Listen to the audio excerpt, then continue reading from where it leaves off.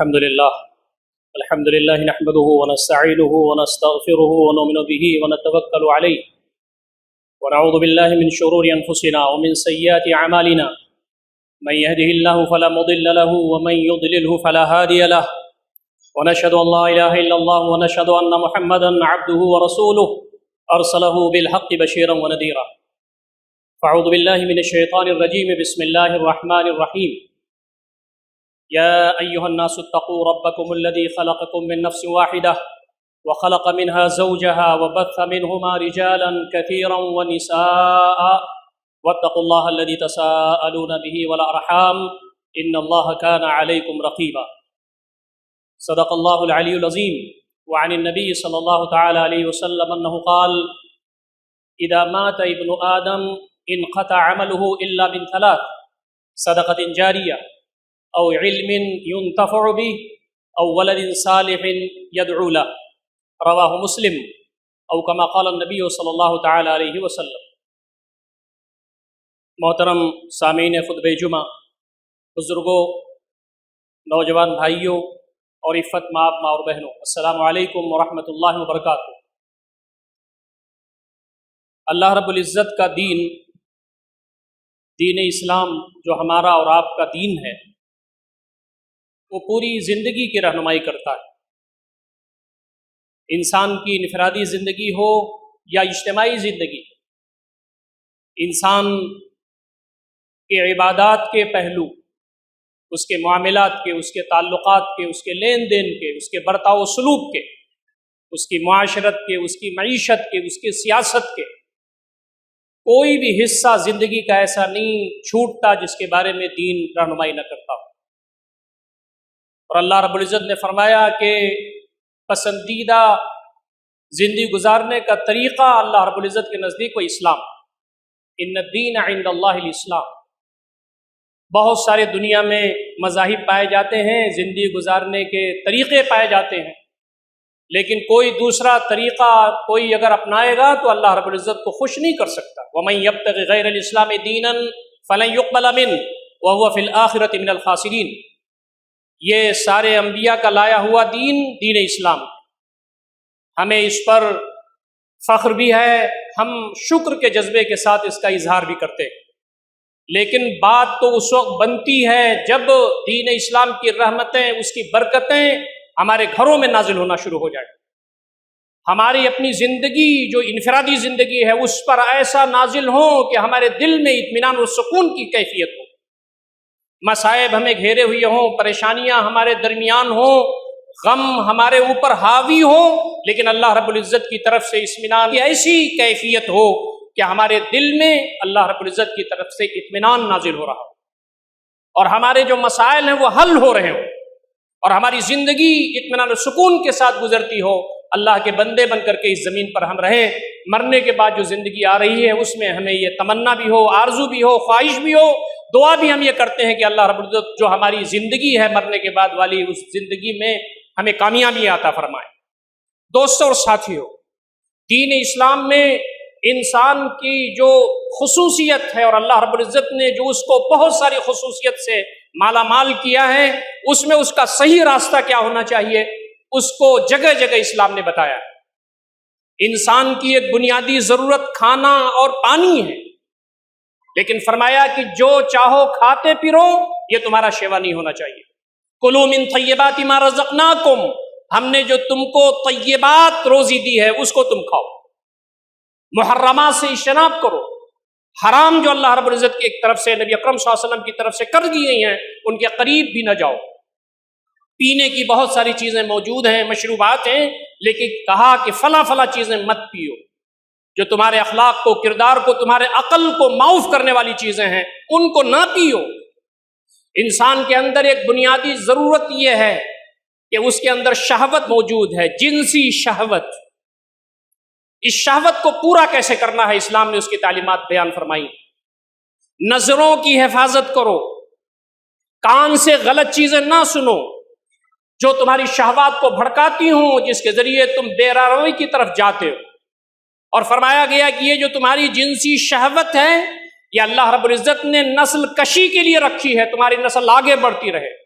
یا ایھا الناس اے لوگو اتقوا ربکم الذی خلقکم من نفس واحدہ، اللہ رب العزت سے ڈرو جس نے تم کو ایک جان سے پیدا کیا، وخلق منها زوجہا، اس سے اس کا جوڑا بنایا، بس منہما رجال کثیر ونساء، اور ان جوڑے کے ذریعے پورے زمین میں اس کرۂ ارضی پر مردوں عورتوں کی کثیر تعداد پھیلا دی، اور فرمایا کہ اللہ رب العزت کا تقوی اختیار کرو، ان رشتوں کا احترام کرو جن کا حوالہ دے کر کے اللہ رب العزت کی جناب پہ تم جاتے ہو، اللہ رب العزت کی دہائی مانگتے ہو، ان اللہ کان علیکم رقیبا، اللہ تمہارے اوپر نگراں، اور کہا گیا کہ اس کا بہترین طریقہ یہ ہے کہ تم شادیاں کر لو۔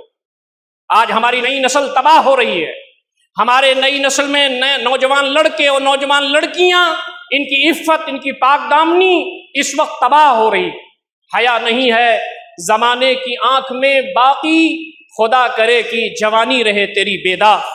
آج صورتحال یہ ہے، انٹرنیٹ کے ذریعے، سوشل میڈیا کے ذریعے، مختلف ویب سائٹس کے ذریعے آج جو ماحول مغرب نے ہمارے درمیان بنا رکھا ہے، آج شہوت رانی ہو رہی ہے، آج عورتوں کو اس انداز سے پیش کیا جا رہا ہے کہ آپ کی جگہ جگہ آزمائش ہو رہی ہے، آپ اسمارٹ فون پر کچھ حدیث پڑھ رہے ہیں، آپ تفسیر پڑھ رہے ہیں، آپ سیرت پڑھ رہے ہیں، لیکن نہ جانے حواس باختہ اور اخلاق باختہ کیسی کیسی وہاں تصاویر آ کے آ جاتی۔ آدمی کا امتحان ہے، اگر کچا انسان ہے، نوجوان آج کچے پکے ہیں، نوجوان لڑکے اور لڑکیاں اس شہوت کی طرف جا رہی ہیں۔ نبی اکرم صلی اللہ علیہ وسلم نے اس کی تعلیمات دی ہیں اور فرمایا کہ اپنے بچوں کی اور بچیوں کی جب وہ بالغ ہو جائیں ان کی شادی کر دو۔ نبی رحمت صلی اللہ علیہ وسلم پر اس کو زور دیا، اور بعض روایتوں کا خلاصہ یہ ہے کہ ماں باپ اگر بلا وجہ سے اپنے بچوں اور بچیوں کی شادی کو ڈیلے کرتے کہ ابھی گھر نہیں بنا ہے، ابھی تعلیم پوری نہیں ہوئی ہے، ابھی کمانے اور کھلانے کے لائق نہیں ہوا ہے، اور یہ نہیں ہوا ہے اور وہ نہیں ہوا ہے، نہ جانے اپنے مظلومہ بنائے ہوئے جو ہمارے مفروضے ہیں ان کی بنیاد پر اپنے بچے اور بچیوں کی شادیوں کو ڈیلے کرتے ہیں، اگر ان کے ذریعے سے کوئی گناہ ہوتا ہے تو ماں باپ اس گناہ میں شریک ہوں گے۔ فرمایا اگر تم جانتے ہو کہ تمہارے اندر غربت ہے، تمہارے اندر مفلسی ہے، تو اللہ رب العزت بے نیازی عطا فرما دے گا۔ ہمارے ہاں عفت ضروری ہے، پاک دامنی ضروری ہے، ہمارے ہاں وہ زندگی ضروری ہے جو قرآن بیان کرتا ہے، جو نبی اکرم صلی اللہ علیہ وسلم کی تعلیمات بیان کرتی ہیں۔ اسی لیے فرمایا گیا کہ نظروں کو نیچی رکھنا ہے، شرمگاہ کی حفاظت کرنا ہے تو تم شادیاں کرو۔ نبی اکرم صلی اللہ علیہ وسلم نے فرمایا النکاح من سنتی فمن رغب عن سنتی فلیس منی، نکاح میری سنت ہے، جو میری سنت پر عمل کرے گا وہ مجھ میں سے ہے، جو میری سنت پر عمل نہیں کرے گا وہ مجھ میں سے نہیں ہے۔ اس کا مطلب یہ ہے کہ جب شادی کی عمر ہو جائے اور شادی نہ کیا جائے تو نبی اکرم صلی اللہ علیہ وسلم کی سنت نہیں ہے، آپ کے صحابہ کی سنت نہیں ہے۔ اس کے ساتھ ساتھ یہ بھی فرمایا گیا کہ شادی جو نہیں کرتا ہے وہ شیطان کے ہمیشہ اندھے میں رہتا ہے۔ نبی رحمت صلی اللہ علیہ وسلم تشریف فرما تھے، صحابہ کرام پروانوں کی طرح گھیرے ہوئے تھے، آپ نے ایک صحابی کو بلایا اور کہا کہ فلاں سنو، کیا تم نے شادی کر لی؟ انہوں نے کہا اللہ کے نبی صلی اللہ علیہ وسلم میں نے شادی نہیں کی۔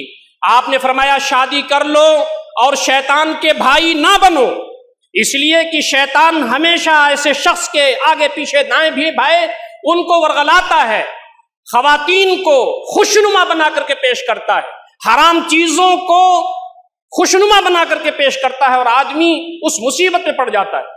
اور آپ نے پھر بنی اسرائیل کے ایک بہت بڑے عالم کا تذکرہ فرمایا اور کہا کہ ایک کرسف نام کے ایک بڑے عابد اور زاہد تھے بنی اسرائیل میں، 300 سال عبادت انہوں کی تھی ساحل سمندر پر۔ یہ بات آتی ہے نبی اکرم صلی اللہ علیہ وسلم کی احادیث میں کہ پچھلی قومیں ایسے گزری ہیں جس میں اللہ رب العزت نے ان کی عمر زیادہ کی تھی، اور نبی اکرم صلی اللہ علیہ وسلم نے فرمایا کہ میری امت کی جو اوسط عمر ہوگی وہ بین 60 و 70، 60 اور 70 کے درمیان ہوگی ہماری امت کی اوسط عمر۔ کچھ 80 بھی جائیں گے، کچھ 90 بھی جائیں گے، کچھ 100 سال بھی جائیں گے، لیکن اوسط عمر میری امت کی 60 اور 70 کے درمیان ہوگی۔ لیکن اس سے پہلے جو قومیں گزری ہیں ان میں سے بعض کو تو 100 سال، 200 سال، 300 سال، 400 سال بھی عمریں ملی۔ یہ اللہ رب العزت کی حکمت و مصلحت تھی۔ ایک بہت بڑے عابد و زاہد تھے، انہوں نے ساحل سمندر پر عبادت خانہ بنا کر کے 300 سال کی عبادت کی، لیکن ایک عورت کے عشق میں مبتلا ہو گئے تو انہوں نے اپنی ساری عبادت کو ضائع کر دیا۔ عشق کا لفظ پورے قرآن مجید میں کہیں استعمال نہیں ہوا، حدیث کی 10 کتابوں میں کہیں نہیں استعمال ہوا عشق کا لفظ سوائے اس حدیث کے ابو داؤد شریف کی۔ عشق کا مطلب یہ ہے عورت سے عشق کی محبت میں گرفتار ہو جانا. اور آپ کو معلوم ہے کہ جب آدمی عشق میں گرفتار ہوتا ہے تو اس کے عقل پر پردہ پڑ جاتا ہے. شیطان جو چیزیں اچھی ہیں اس کو اور اچھی، جو چیزیں خراب ہیں ان کو بھی اچھی بیان کر کے پیش کرتا ہے. تو آج کے اس ماحول میں ہمیں اس پر غور کرنا ہے کہ ہمارے لڑکے کہاں جا رہے ہیں، ہماری لڑکیاں کہاں جا رہی ہیں. 300 سال کی عبادت جب برباد ہو گئی تو ان کو خیال آیا کہ میرے مالک یہ میں نے کیا کیا. وہ اتنا روئے، اللہ تعالیٰ سے اتنی توبہ کی کہ اللہ تعالیٰ نے ان کی توبہ قبول کی اور پھر وہ اللہ رب العزت کی عبادت و بندگی میں لگ گئے. یہ جو جنسی خواہش ہے اس کو دبانا اسلام میں معیوب ہے. بعض صحابہ نے ایک غزوے کے موقع پر جب بہت دنوں تک وہ اپنی ازواج سے دور تھے تو کہا کہ اللہ کے نبی صلی اللہ علیہ وسلم ہم کیا خسی کر لیں، جنسی جذبے کو ختم کر دیں؟ تو نبی اکرم صلی اللہ علیہ وسلم نے فرمایا کہ نہیں، اس پر کنٹرول کرنا، ضبط نفس کرنا اور صحیح راستوں سے اس جنسی خواہش کو پورا کرنا، یہ ہے دین اسلام. دین میں رہبانیت نہیں ہے، دین میں تبتل نہیں ہے، دین میں خواتین سے دوری نہیں ہے. ایک مرتبہ جب 3 صحابہ آئے تھے اور انہوں نے نبی اکرم صلی اللہ علیہ وسلم کی کیفیات حضرت عائشہ رضی اللہ تعالیٰ عنہا سے سماعت فرمائی تھیں تو ان میں سے بہت سارے لوگوں نے عہد کیا تھا جناب میں رات بھر اور دن بھر نمازیں پڑھوں گا. ایک نے کہا کہ میں شادی نہیں کروں گا اور تیسرے نے کہا کہ میں روزے رکھوں گا مستقل. آپ تشریف لے آئے اور آپ نے کہا کہ تم سب جتنی بھی عبادات کر رہے ہو مجھ سے اچھے نہیں ہو سکتے. میں نماز بھی پڑھتا ہوں، سوتا بھی ہوں، میں روزے بھی رکھتا ہوں، نہیں بھی رکھتا، میں شادی بھی کرتا ہوں عورتوں سے. اور فرمایا کہ النکاح من سنتی فمن رغب عن سنتی فلیس منی. یہ دین ہمارا ضبط نفس کا ہے. اللہ رب العزت نے بتایا کہ شادیاں کرو، شادی کر کے تمہاری عفت ہوگی. پہلا فائدہ شادی کا جو قرآن بیان کرتا ہے وہ یہ ومن آیاتہ ان خلق لکم من انفسکم ازواجا لتسکنوا الیہا. اللہ رب العزت کی یہ نشانیاں ہیں کہ اس نے تمہارے درمیان تمہیں میں سے تمہارے جوڑے پیدا کیے، عورت کے لیے مرد، مرد کے لیے عورت، لتسکنوا الیہا تاکہ اس کے پاس سکون اختیار کرے. مرد جب عورت کے پاس جاتا ہے، شادی کر لیتا ہے، زندگی ازدواجی گزارتا ہے تو اسے سکون کی کیفیت ہوتی ہے. اس کا رہنا سہنا، اس کی زندگی کے مسائل میں ایک دوسرے کا ساتھ دینا، یہ سارے جو ماحول ہے اس کی بحثیت مجموعی سکون اختیار ہوتا ہے اسے، چاہے وہ مرد ہو چاہے وہ عورت ہو. وَجَعَلَ بَيْنَكُمْ مَوَدَّةً وَرَحْمَةً، تمہارے درمیان اس نے محبت ڈال دی ہے اور رحمت ڈال دی. وَفِي ذَلِكَ آيَاتٌ لِقَوْمٍ يَتَفَكَّرُونَ، اس میں نشانیاں ہیں اس قوم کے لیے جو غور و فکر کرتی ہے. امت مسلمہ کے لوگوں کو بتایا گیا ہے کہ غور و فکر کرو، دیکھو، سوچو کہ قرآن مجید کی آیات کیا ہیں اور نبی اکرم صلی اللہ علیہ وسلم جو پیغام تمہارے پاس لائے ہیں، جو قوانین تمہارے پاس لائے ہیں، اس کی حکمتیں کیا ہیں. تو پہلا فائدہ جو شادی کا بیان کیا گیا ہے، نکاح کا بیان کیا گیا ہے، وہ یہ کہ آدمی کو سکون حاصل ہوتا ہے. دوسرا فائدہ جو اسلام نے بتایا ہے شادی کا وہ یہ کہ غض بصر، آدمی کی نظر نیچی ہو جاتی ہے.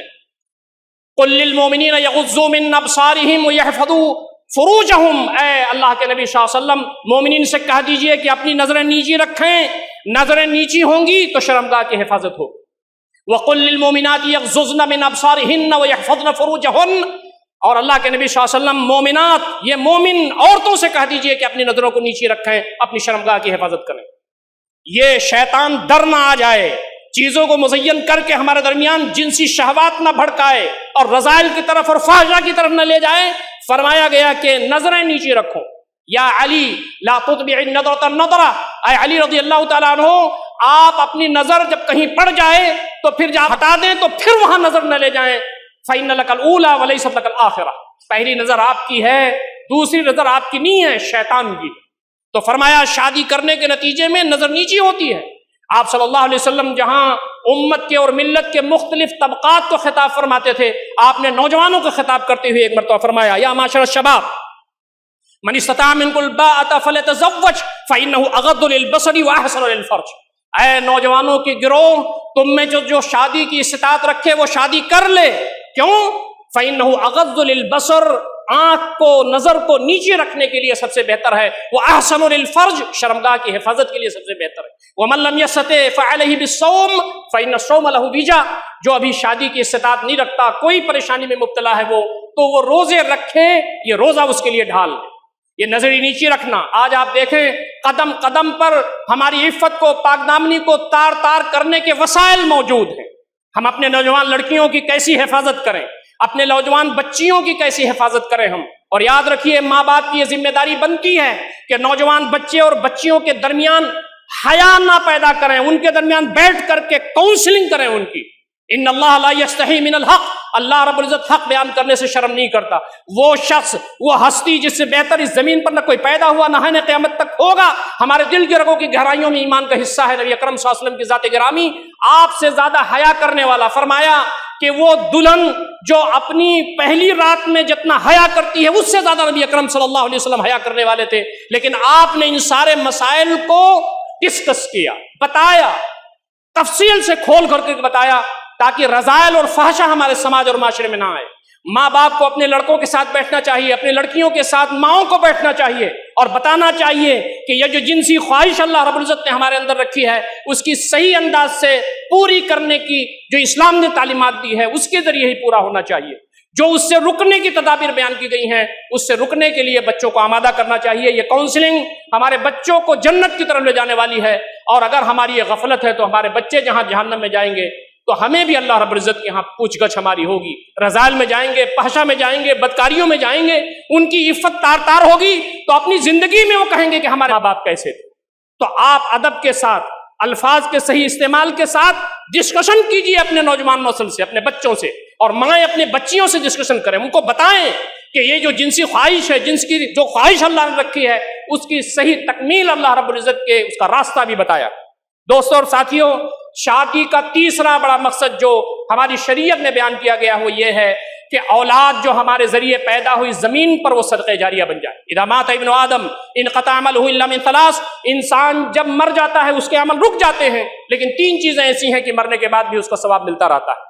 ایک صدقہ جاریہ ہے، مسجد بنا دیا، مدرسہ بنا دیا، یتیم خانہ بنا دیا، کوئی اور کام کر دیا جو صدقہ جاریہ ہو جائے۔ دوسرا، اور علم ينتفع بھی، کوئی نالج، کوئی جانکاری دے دے جس سے لوگ فائدہ اٹھاتے ہیں۔ اور تیسری بات یہ فرمائی کہ او ولد صالح يدعو له، نیک اولاد جو دعا کرے، نیک لڑکا جو دعا کرتا ہے، نیک لڑکی جو دعا کرتی ہے، ماں باپ کو اس کو ثواب ملتا ہے۔ جو اعمال اچھے کرتے ہیں ماں باپ کو ثواب ملتا ہے اس کا۔ ماں باپ جب اس دنیا سے چلے جاتے ہیں، بعض روایتوں میں آتا ہے مردہ حسرت کرتا ہے کہ کاش میری اولاد میرے لیے دعا کرے۔ انہوں نے پالا، انہوں نے پوسا، ماں باپ کی قربانیاں کبھی بھی انسان نہیں بھول سکتا، لیکن جب اس دنیا سے چلے جائیں تو نیکیوں کے سوغات ہم بھیجیں، اپنی اولاد کو بھی ایسی ہم بنائیں کہ جب ہم قبر میں ہوں تو ہماری اولاد ہمارے لیے نیکیوں کی سوغات بھیجے۔ نبی اکرم صلی اللہ علیہ وسلم فرماتے ہیں اللہ تعالیٰ بندے کو نوازے گا، لیکن بندہ کہے گا کہ میرے مالک کل تو بڑی نعمتوں میں تھا، آج اس سے بڑی نعمتوں میں ہوں۔ اللہ تعالیٰ فرمائیں گے کہ تمہاری نیک اولاد نے تمہارے لیے دعا کی۔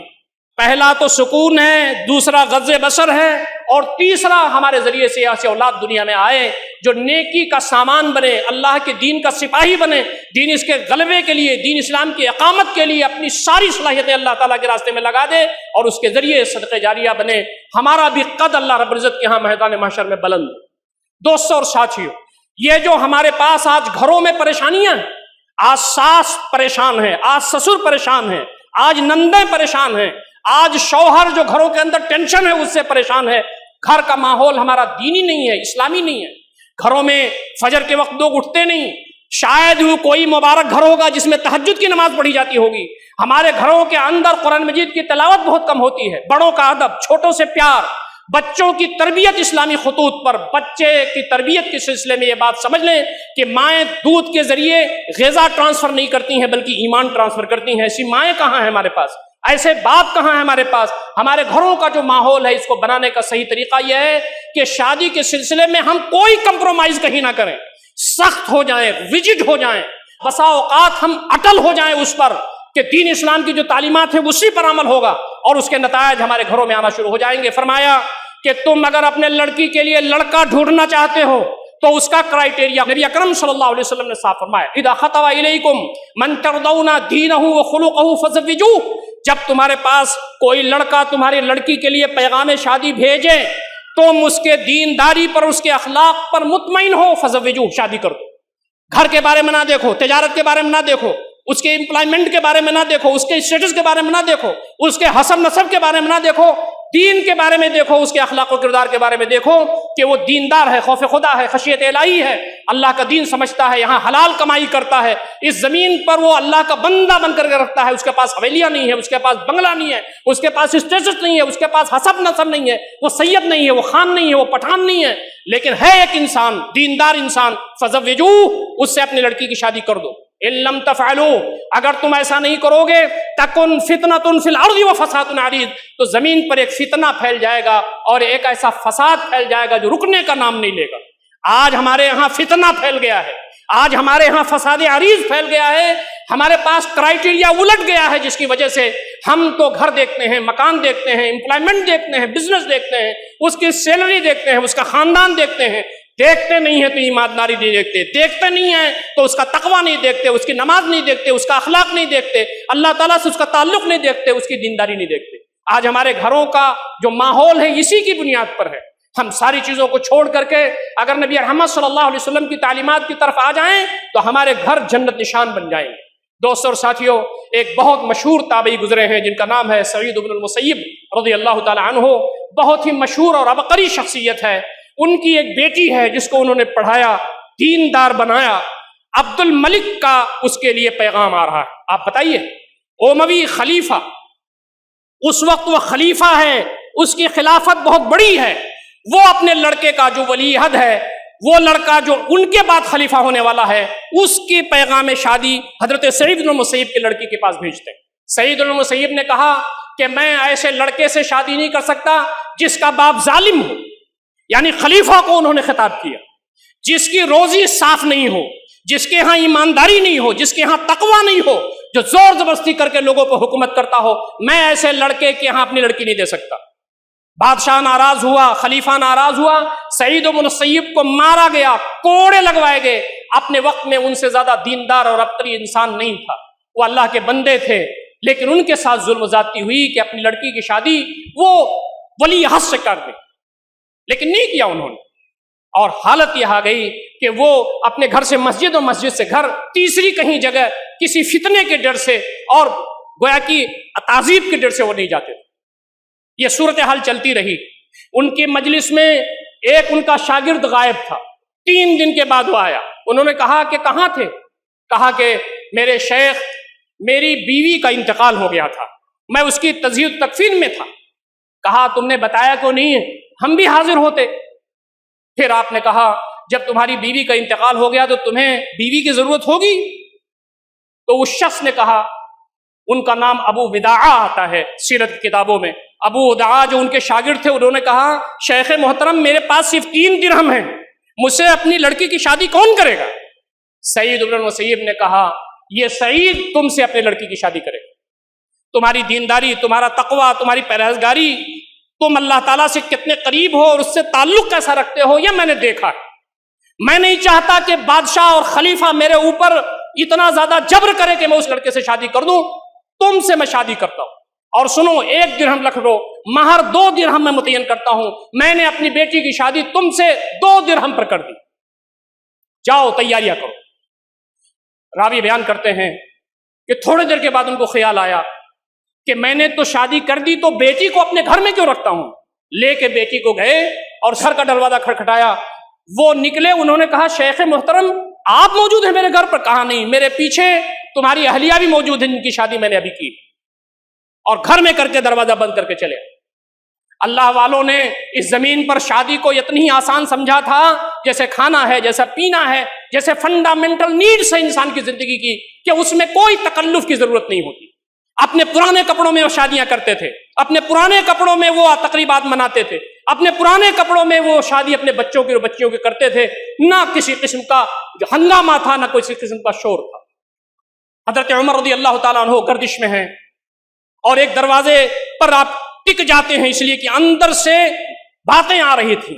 ماں کہہ رہی تھی بیٹی سے کہ دودھ میں پانی ملا دو، بیٹی یہ کہہ رہی تھی کہ میں دودھ میں پانی نہیں ملاؤں گی۔ ماں نے کہا کہ منادی جو عمر کا ہے وہ یہاں کھڑا ہے، نہ یہاں عمر موجود ہے نہ عمر کا منادی موجود ہے۔ تو بچی نے کہا کہ عمر موجود نہیں ہے، اس کا منادی نہیں موجود ہے، لیکن وہ موجود ہے جو سب کو دیکھ رہا ہے اور اس کے سامنے ہمیں جواب دہی کرنی ہوگی۔ حضرت عمر رضی اللہ تعالیٰ عنہ نے اس بچی کی شادی اپنے لڑکے حضرت عاصم سے کر دی۔ یہ نہیں دیکھا کہ وہ غریب تھے، یہ نہیں دیکھا کہ دودھ کا کاروبار کرنے والے تھے، یہ نہیں دیکھتا کہ ان کا حسب کیا تھا، ان کا نسب کیا تھا، شادی اس سے کر دیا۔ دوستوں اور ساتھیوں، یہ جو صورتیں ہیں یہ کیا تھی؟ یہ وہ چیز تھی کہ جس کے ذریعے ان کے گھروں میں خوشگواری تھی، ان کے گھر جنت نشان تھے۔ عمارہ بنت سفیان جس نے کہا تھا کہ عمر نہیں دیکھتے تو کیا ہوا، وہ دیکھتا ہے جو سب کو دیکھتا ہے، حضرت عاصم سے اپنے بیٹے سے ان سے شادی کر لی۔ اور آپ کو یہ معلوم ہوگا، تذکیر کے لیے میں یہ بات کہتا ہوں کہ حضرت عمارہ کے جو نواسے ہیں وہ حضرت عمر بن عبدالعزیز خلیفہ راشد خامس۔ آدمی کی نیت صحیح ہو، آدمی کا منزل صحیح ہو، آدمی اللہ تعالیٰ پر توکل کرے، اللہ رب العزت کے راستے میں قربانیاں دیں تو اللہ رب العزت اس کے لیے راستے کھول دیتا ہے۔ دوستوں اور ساتھیوں، ہماری کوشش یہ ہونی چاہیے کہ ہم اس کی طرف آگے بڑھیں۔ لڑکی کیسی چاہیے؟ آج تو انچ اور ٹیپ سے لڑکیوں کے قد کو ناپا جاتا ہے، ان کی رنگت کو ناپا جاتا ہے، ان کی نہ جانے دنیا کا جو ہمارے پاس پیرامیٹر ہے اس کے ذریعے لڑکیوں کو ناپا جاتا ہے۔ کوئی آدمی دنیا میں ایسا ہو، ہزاروں اور لاکھوں میں ایسا ہو، جو خوف خدا ناپے، جو خشیت الہی ناپے، جو تقوی ناپے، جو بچی کا قرأت اور قرآن مجید پڑھنا ناپے، جو بچی کے اخلاق کو، اس کے کردار کو، اس کے برتاؤ کو، اس کے سلوک کو ناپے۔ نبی اکرم صلی اللہ علیہ وسلم فرماتے ہیں تنکح المرأة لأربع لمالها ولجمالها ولحسبها ولدینها فاظفر بذات الدین تربت یناک۔ تم شادی کرتے ہو کسی لڑکی سے مال کی بنیاد پر، خوبصورتی کی بنیاد پر، حسب نسب کی بنیاد پر، میرے امتیوں دینداری کو ترجیح دینا، خوش و خرم رہو گے۔ ہمارے گھروں میں جو بہویں آج آتی ہیں ان کا اسٹیٹس کیا ہے؟ کیا دیکھ کر کے ہم شادیاں کرتے ہیں؟ دوستو ساتھیوں، یہ مگنی، یہ ہمارے پاس جو بارات، یہ ہمارے پاس جو جہیز ہے، یہ حرام ہے۔ گھروں میں آتا ہے تو ہمارے گھروں میں تباہیاں پھیلاتا ہے۔ جو لوگ مگنیاں کرتے ہیں ان کے ہاں اللہ رب العزت کی رحمتیں اور برکتیں رخصت ہو جاتی ہیں۔ جو بارات لے کر کے لڑکی کے ہاں جا کے بوجھ بنتے ہیں ان کے گھروں سے اللہ رب العزت کی طرف سے رحمتیں اور برکتیں ختم ہو جاتی ہیں۔ جو لوگ جہیز لیتے ہیں لڑکی کے باپ کو پریشان کر کے اور ظلم اور زیادتی کر کے جو جہیز وصول کرتے ہیں، وہ کبھی بھی اس زمین پر سکھ اور چین سے نہیں رہ سکتے۔ وہی لڑکا جس کی شادی انہوں نے بڑی امنگوں سے کیا ہے، وہ اپنی بیوی کو لے کر کے رخصت ہو جاتا ہے۔ ماں باپ تڑپتے رہتے ہیں، ان کو کوئی دوا کھلانے والا نہیں ہوتا ہے۔ دنیا میں ایسے اعمال آپ دیکھ رہے ہیں، اللہ تعالیٰ کے ہو کے رہ جائیے، نبی اکرم صلی اللہ علیہ وسلم کی تعلیمات پر عمل کیجئے، پورے دنیا کو ناراض کرنے کا سلیقہ سیکھیے۔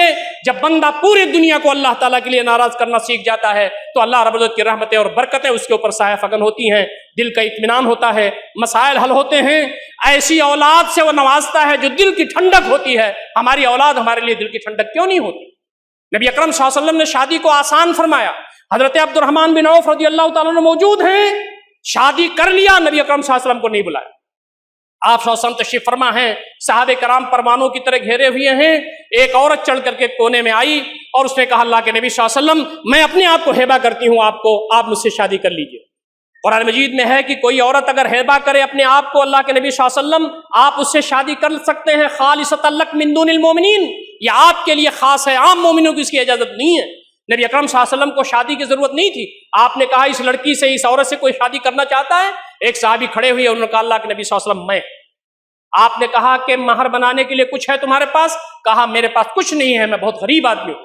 کہا جاؤ گھر میں ڈھونڈو، ولو خاتم من حدید، چاہے لوہے کا چھلا کیوں نہ ہو۔ وہ صحابی گئے، ڈھونڈ کے آئے اور کہا کہ اللہ کے نبی صلی اللہ علیہ وسلم میرے گھر میں لوہے کا چھلا تک نہیں۔ آپ نے کہا اچھا سنو، قرآن مجید کی فلاں فلاں صورتیں تمہیں یاد ہیں؟ کہا اللہ کے نبی صلی اللہ علیہ وسلم یاد ہیں۔ کہا میں نے تمہارا نکاح اس لڑکی سے اس مہر پر کر دیا کہ یہ صورتیں تم اسے سکھا دینا۔ ہمارا دین آسان ہے، چلتے پھرتے شادیاں کیجئے، پرانے کپڑوں میں شادیاں کیجئے، لوگوں کو بہت زیادہ مت بلائیے۔ لڑکیوں پر ولیمہ نہیں ہے، لڑکے پر ولیمہ ہے۔